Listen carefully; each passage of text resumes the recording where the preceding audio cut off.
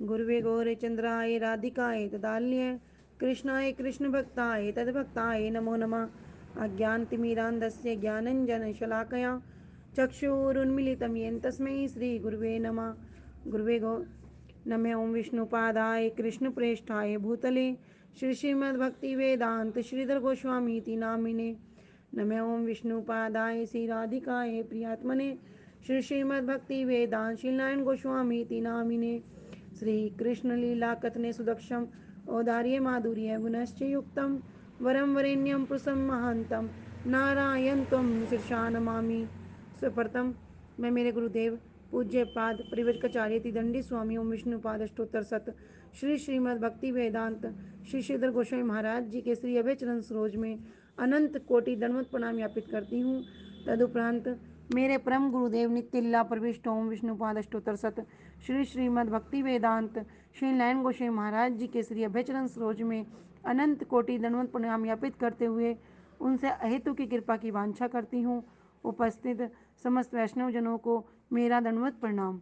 हरे कृष्णा।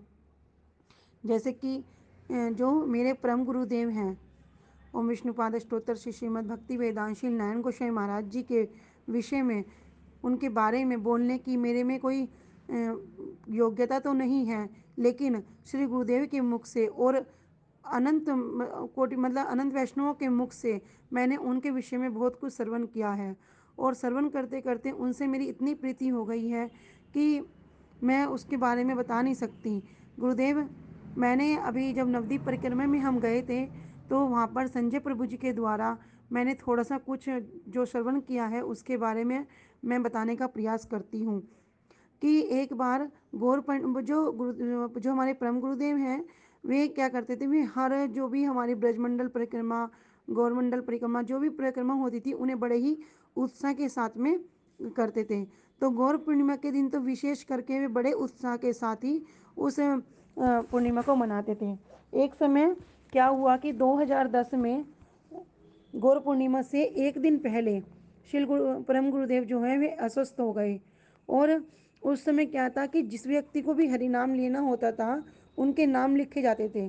तो ऐसे करके कि 300 से भी अधिक भक्तों ने क्या कर रखा था, अपना नाम लिखवा रखा था हरि नाम लेने के लिए। लेकिन गुरुदेव उस समय क्या हुआ, एक दिन पहले अस्वस्थ हो गए तो गुरुदेव सारी रात सो नहीं सके। सारी की सारी रात में कोई ऐसा भी एक मुहूर्त नहीं था कि उन्हें क्षण भर के लिए भी निंद्रा आई हो। और उन्हें उन्हें पता था कि आज गौर पूर्णिमा है। तो सेवकों ने भी बहुत कोशिश की कि आज आप आराम कर लीजिए, पर गुरुदेव ने क्या किया, गुरुदेव ने अपना स्नान में लग गए, अपने जो भी उनको करना था क्योंकि उनको हरि नाम देना था। उस समय उनको क्या करना था, हरि नाम देना था। और उस समय नाम कितने का, 300 से भी ज़्यादा लोगों का उसमें नाम होगा जिनको गुरुदेव को हरि नाम होना था। और गुरुदेव सारी रात नहीं सोए, सारी की सारी रात क्या हुआ, गुरुदेव बिल्कुल भी नहीं सोए। फिर भी गुरुदेव ने सुबह उठा और अपनी स्नान वगैरह में लग गए, जल जल वगैरह पिया। तो सेवकों ने उनको बहुत मना किया कि गुरुदेव आज आप आराम कर लीजिए और आप है ना सारी रात सोए नहीं हैं। और डॉक्टर ने भी उनको मना किया, लेकिन गुरुदेव अपने अपने काम को किए जा रहे हैं। और सभी बार बार जब सेवक उनको कहते रहे तब गुरुदेव एक क्षण के लिए रुके और बोले, एक सेवक से बोले, अगले साल तुम दायित्व लेते हो इन 300 भक्तों को वापस लाने का। अगले साल क्या तुम दायित्व लेते हो इन 300 भक्तों को वापस लाने का? ये कहाँ चले जाएंगे? फिर इनको अवसर मिलेगा या नहीं मिलेगा? किस कैसा अवसर, किस महाप्रभु के धाम में आने का और हरिनाम दीक्षा प्राप्त करने का?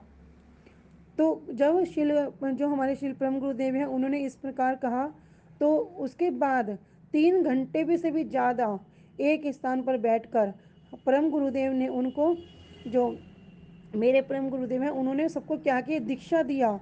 और उनको करीब इसमें 3 घंटे लग गए और उसके बाद गुरुदेव ने आराम किया और कुछ प्रसाद ग्रहण किया। ऐसे मेरे परम गुरुदेव हैं। एक बार क्या हो रहा था कि ब्रजमंडल की परिक्रमा चल रही थी, तो गुरुदेव जो है ये परिक्रमा बड़े ही उत्साह से करते थे। तो कुछ लोग गिरिराज जी की परिक्रमा करने के लिए चले गए। तो जब वे वापस आए तो गुरुदेव को तो पता था कि ये परिक्रमा के लिए गए हैं, तो फिर भी उन्होंने गुरुदेव ने उनसे बहुत ही सरल स्वभाव से पूछा, बहुत ही आराम से पूछा कि तुम लोग कहाँ गए थे, गिरिराज जी की परिक्रमा करने। तो उन्होंने कहा कि अच्छा ये बताओ कि जो गिरिराज जी की परिक्रमा है ये तो तुमको बाद में भी मिल जाएगी या नहीं मिलेगी। तो सब चुप हो गए और कहे जो हम यहाँ हरी कथा कर रहे हैं क्या वो संभव है तुमको बाद में मिलेगी। तो नहीं मिलेगी। तो ऐसे शिल गुरुदेव हैं, शिल परम गुरुदेव। तो उनको क्या है, उनको उनको सिर्फ ये है कि जो जीव है कथा सुने और भक्ति में लगे। और परम गुरुदेव एक बात और कहते थे कि केवल सुकृति अर्जित करके संतुष्ट नहीं होना है। अगर हम धाम में गए, हमने गौर मंडल, क्षेत्र मंडल, ब्रज मंडल परिक्रमा करी, तो हमें क्या करना है, केवल सुकृति करके अर्जित करके संतुष्ट नहीं होना है। धाम धाम क्या है, जो धाम की जो वास्तव महिमा है उसकी उपलब्धि करने की हमें चेष्टा करना है। ऐसे मेरे परम गुरुदेव हैं। और जहाँ यहाँ पर मैंने कभी इन गुरुदेव का साक्षात रूप में कभी दर्शन नहीं किया इन नेत्रों से, पर कानों के माध्यम से उनका बहुत ही ज़्यादा उनकी महिमा को श्रवण किया है। बड़ौत में श्री श्री राधा गोविंद गौड़िया मठ में गुरुदेव की एक तस्वीर है, एक प्रतिमा है। और जब भी मैं उनको प्रणाम करती हूँ, उनको देखती हूँ, तो मुझे लगता है कि श्री गुरुदेव जो है मुस्कुरा रहे हैं और मतलब मुझे आशीर्वाद दे रहे हैं। मुझे है ना, जब भी मैं वो प्रतिमा देखती हूँ मुझे बहुत ही आनंद उत्पन्न होता है और ऐसा लगता है जैसे मैं उनको देखती ही रहूँ। और जिन लोगों ने भी, जिन वैष्णवों ने जो उनके शिष्य हैं, उन्होंने जिन्होंने उनका संग किया है, उनके चरणों में भी मेरा अनंत अनंत अनंत कोटि दंडवत प्रणाम है, क्योंकि उन्होंने ऐसे परम गुरुदेव का संग किया है। हरे कृष्णा। मैं मनी मंजरी दासी बड़ौत से। हरे कृष्णा, सभी को दंडवत प्रणाम।